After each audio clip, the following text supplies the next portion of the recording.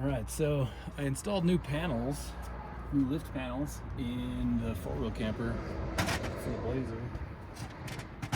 And you can see here, the easiest way that I've ever found to do it is to do screws first in the top and then in the bottom.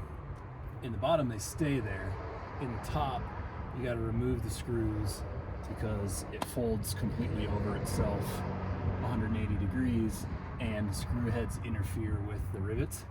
But it's impossible to get this lined up even when you have the bottom undone and the lift panel is completely flat in line with the roof.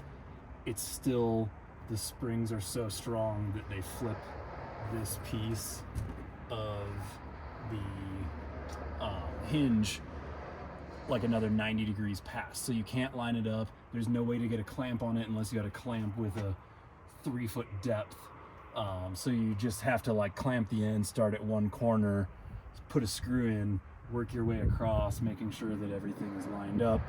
If you've got the original holes, that's great. It makes it a lot easier to know that you're centered and in the correct orientation towards the front or back of the roof. And then what I'll do is just go through and one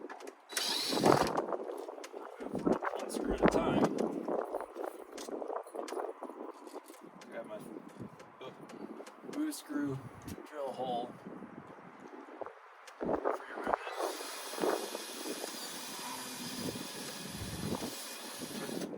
The rivets that all-terrain campers provided are a little bit larger diameter than the screw hole. A little smaller.